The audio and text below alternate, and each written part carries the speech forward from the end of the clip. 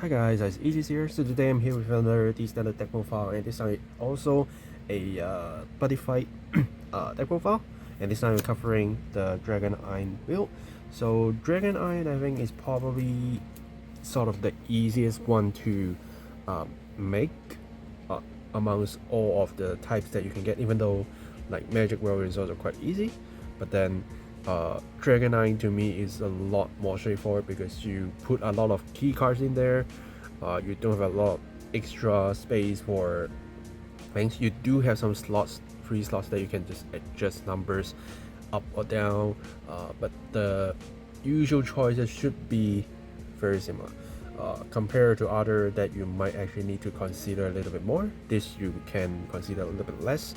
And as in your game plan is also quite straightforward, I would say. So if you are like also new to Vanguard and you do want also a like buddy fight lover and want to just join in the game because it's buddy fight as a starting point, this could be a very simple deck to pick up, even though it does give you some disadvantage because same as the usual Dragon Ein, when you release you do have more life points. In here you actually get more life before you end like being defeated because you have an extra life but you have less hand, so it is kind of replicating the situation of the actual Dragon Ein from buddy fight into Vanguard. So as in Vanguard, if you don't have a very big hand size, it's not easy to survive, right? Because you don't have a lot of cards to guard. But in this deck, it actually gives you quite a bit of options to just kind of building that backup, even though it's not as fast as other ones, because else it will be a very OP deck. So I think they are trying to balance on here, but yeah, that's probably it. So let's talk about the Dragon Ein flag first. As usual, when you ride on top, you will go to your order zone as your actual flag, and you will also get your gauges and stuff. And also, when you put it there, you will discard a card. Then your damage zone will only make you lose until you have 7 damage instead of 6.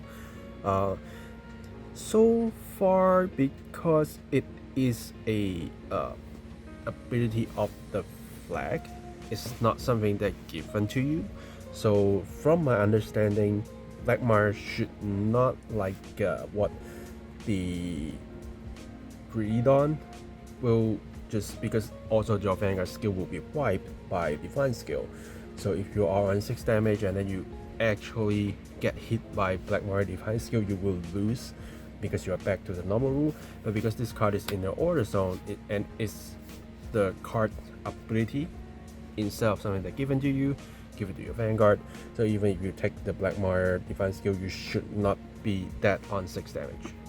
So far that's my knowledge. So just a little thing to share. And then rest of the right line is basically the Koroya right line. So with this, when you're grade to right on top, you will look at top 5, select a dragon or wheel. I don't know how they actually put that in, but it's probably everything that kind of mentioning a dragon. Then you can pick it up that is not a sentinel, review and add to your hand. So this basically after the turn you get something back from what you discarded. And if you write a Gravely Koroya on top, then you can get 1 gauge from the deck and draw 1. So it's also help you kind of gaining back what you have lost, as it is disadvantage of playing the Dragon Ein. And then when you get to the Gravely Koroya, then that's what you actually start doing things, because all of your dragons name, like the threats, the dragons or categories that are dragons, regards will also get plus 5k also in opponent's turn, so they are not that easy to die even. if they are grade 2, and it actually makes the power buff actually quite high. It didn't say front row, so you can also buff the back row as well, which is very nice. And then a active skill card +1, know the top 5 cards of the deck.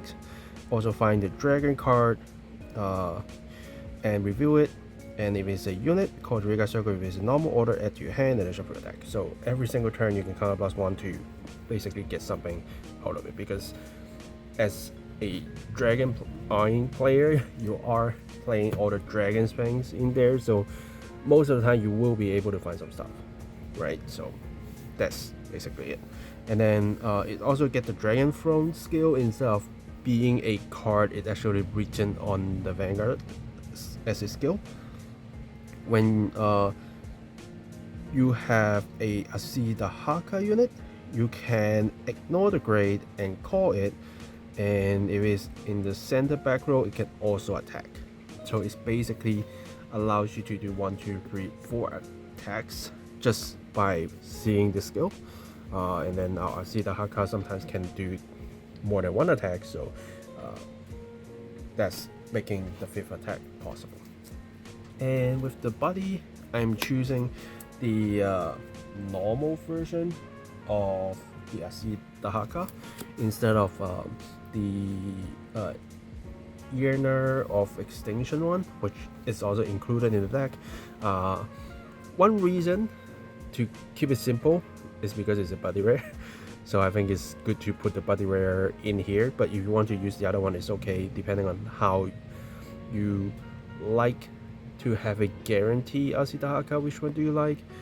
For him, he basically allows you to bind another HASATA Haka from hand or drop zone to attack all your opponent's front row, which can be handy, especially when you are facing decks that having some strong front rows. And in this deck, it isn't actually that kind of like a retire or bind heavy sort of thing, so you rather just hit your opponent's Vanguard most of the time. And this can be 18k because of Koroya's ability. So having a 18k to just beat your opponent units at once, it's quite good because they need to give you a lot of stuff, right?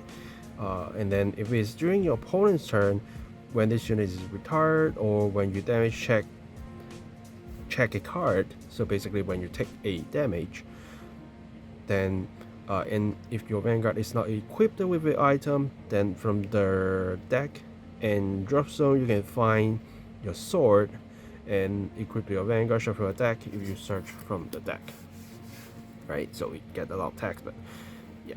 And you also need to put in the buddyfight crest. I'm not putting it here, but you have to, just in case you missed this, you will need to put the flag there.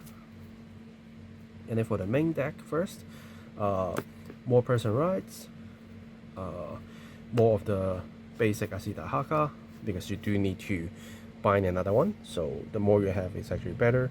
And because you can ignore the grade, so you can also still put it out in the front row instead of just having it at the center back row for its attack. Like if you already have one in the back row and you draw another one, you can just go for it, right? Or you can just discard this for whatever skill, PG cards, or whatever that you need to put it in the drop zone and then bind it out to attack the front row. And then with the Yearner of Extinction HASATA Haka, this is well, this is where you actually get your more attack, as in real beater for your deck. So it also have a call cost. This only requires you to pay 2 gauges, but this you are on top of 2 gauges, you need to retire a regard. And then when this unit is retired during your opponent's turn or damage check, you repair card, which is basically the same thing if you don't have a item for your Vanguard. So the deck and drop for 1 card, that is the sword, and then equip your Vanguard and then shuffle your deck. So basically the same skill. What different is, it first got a double attack, so back row center regard circle only once per turn. At the end of this unit battle attacked, and then your graveyard higher Vanguard is standing, counterblast on the standing unit, which is basically the common skill for all double attacks. And another skill for back row center Rigor Circle was returned. When this unit stand by its own effects, it get 10k, and at the end of the turn, your opponent's Vanguard is graveyard higher, it will also get it 1 crit. So some people actually put this card as your buddy, because this can simply do the double attack immediately as long as you have the cost, and because the crit is given when your opponent's graveyard higher, but the 10k is given to you, doesn't require your opponent to be graveyard as long as you stand this unit with its own skill. So some people like to use that to just have a higher beating point to your opponent, which that's why they sometimes put it as a buddy. But then consider that I might not have a lot of resources to sacrifice to call this HASATA Haka sometimes, because I still need to retire one of the regard, which is not easy sometimes, even though you can still kind of make something out, but who knows, right? So this has a lower cost, which is only 2 gauges, right? And this is more of a beater, so if you put it out too early, while opponents don't have a lot of damage, even though you can kind of chase damage, but then they will easily get wiped because there's nothing that keep them alive. So you will lose a very important card to win your games. So this is also one reason why I'm using the original HASATA Haka as my buddy here. So yeah, I hope that kind of explains. And then we have our Sambuk, which this card originally from buddyfight basically grabs you the dragon from, but now you don't have it anymore. But it makes it simple. First, if your Vanguard is Koroya graveyard higher, it will get plus 5k power and shield, so it can increase the defenses and can be a good beater. And because it's also get the dragon category, so Koroya plus 5 can also apply to it, which is making it a 20k. Very simple. And when it appears on Rigor Circle, if your auto zone has Dragon Ein, you can Soul Blast 1 and look at the top 7 cards of your deck, and then find the sword or HASATA Haka and add it to your hand, shuffle your deck. It's a or, so you can only choose one, but basically grabs you what you need, which will most likely be HASATA Haka, because you don't care about where the sword is. As long as it's in your deck or drop, you could just equip it anyway after one of your HASATA Haka is dead, or when you take damage when HASATA Haka is on the field, right? So which most of the time you won't be picking up your sword, but if at least it gives you another option if you don't see HASATA Haka, so I think it's still fine. And then 2 of the Kokaidus or Kokaidus Greed.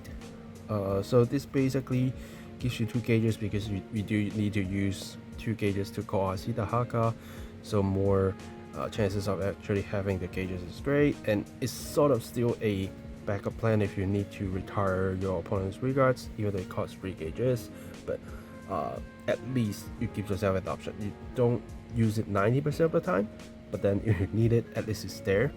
And then when this unit attacks, if opponent is graveyard higher Vanguard, you get plus 5k power, which because it's also the dragon shreds, right? So you can also get the 5k power from Koroya. And then the Beast's Man Alive, Pisaro, rest to draw, and if you have your sword, or if you have Yamigedo, then it will send itself during your at the start of the battle phase when it's in the front row regard. And to actually use this card, you need to rest it to, first as a front row to draw a card, and then after that you can move this your position so it doesn't allow you to draw a card and then go back and then call something else. That's why they give you a restanding skill when you equip it with the sword, or when you have a Yamigedo regard.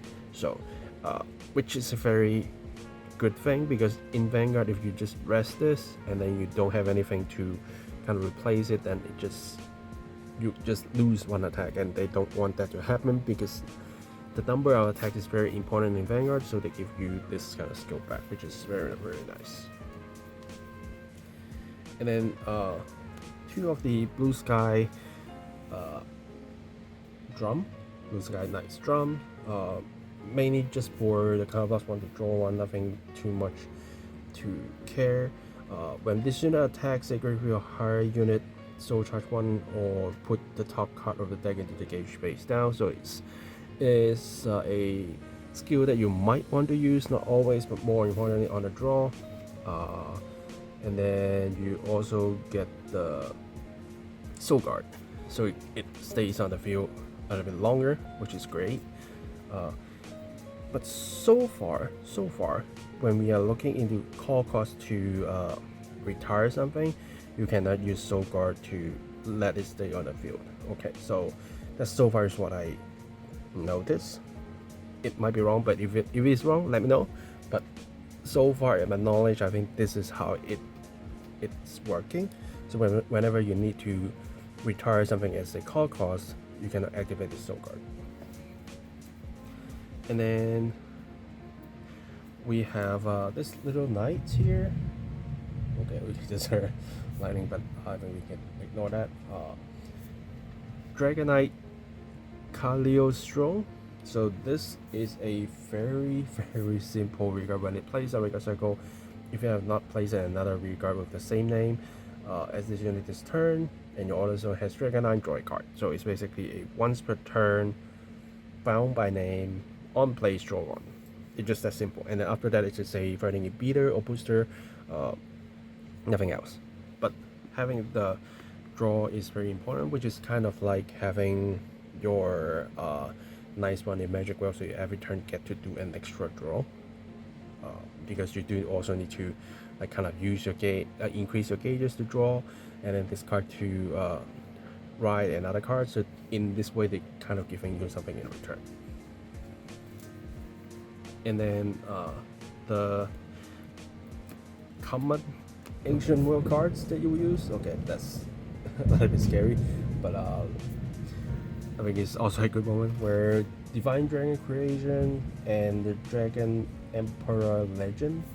So basically the draw cards, the draw engine, and then the increased gauge engine, which for some reason they didn't give us the whole key stuff of Ancient World, but only the key draw cards.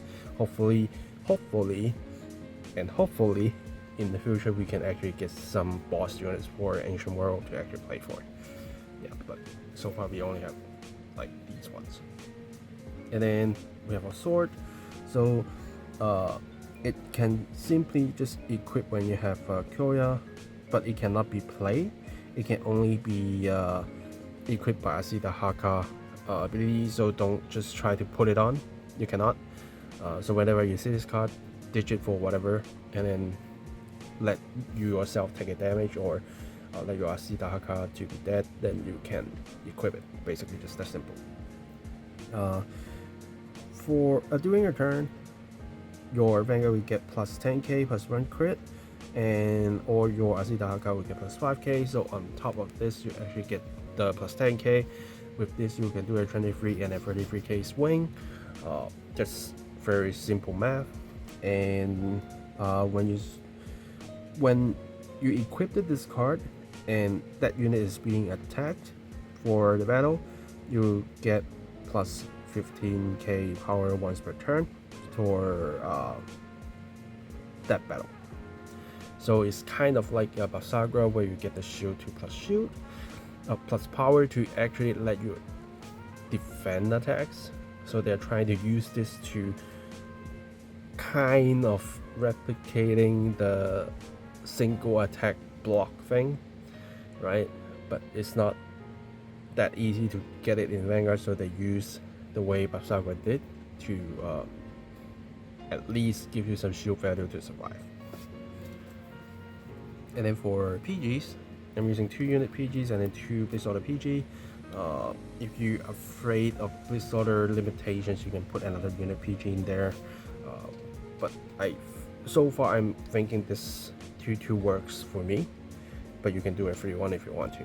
Just don't put too much placeholder in there because you can only use one placeholder per time.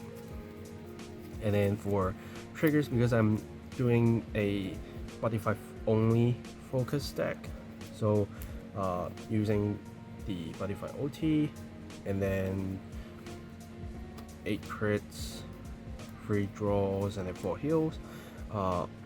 Because we don't have a big hand size early game, even though we do have quite a lot of drawing sources, but I think having more draws actually helps you out. Some people like fronts, but I don't like myself having a very low hand size, so I'm going for a draw as well.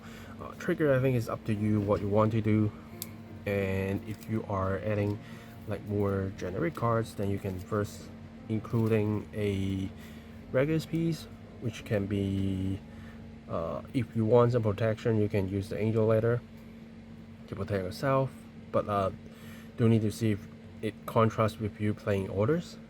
You can use Train Cast for the defensive, and then with this you can use basically Fire OT because you have multiple attacks with HASATA Haka. You can use the Water OT to split the crits elsewhere to get the threats. Dark OT if you are staying for a long game, which may not always be the case. Yeah, probably that. You can consider light OT because you have HASATA Haka to help you wipe the front row, so allows you to actually draw more cards. But I think you will probably be focusing on choosing fire or water OT most of the time if you are using generic supports. Yeah. So yeah, I think that's it for that content. So far the game plan is so simple.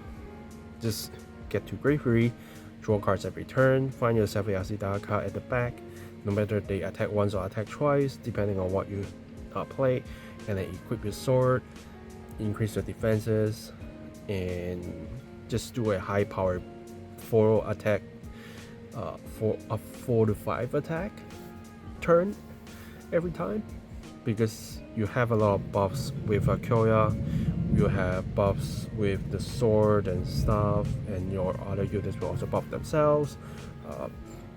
So yeah, just simple math, 4 to 5 attacks per turn, drawing some cards, and bash to win. Very, very simple. Yeah, I am actually happy to actually get to own a HASATA Haka deck this way, because like back in the day, it's not cheap to actually build a deck. You need to find so many cards from different worlds, and which is why I gave up. And also HASATA Haka wasn't cheap when he first released, so at least now I can own a buddy rare this way, which is still okay, I guess, right? Yeah, but if you have any questions or anything you want to say about the deck profile, feel free to let me know in the comments down below. Subscribe for more deck profiles, deck fights, unboxing videos, and yeah, I think that's it for today. Thanks for watching, guys, and I will see you guys in the next video. Signing off.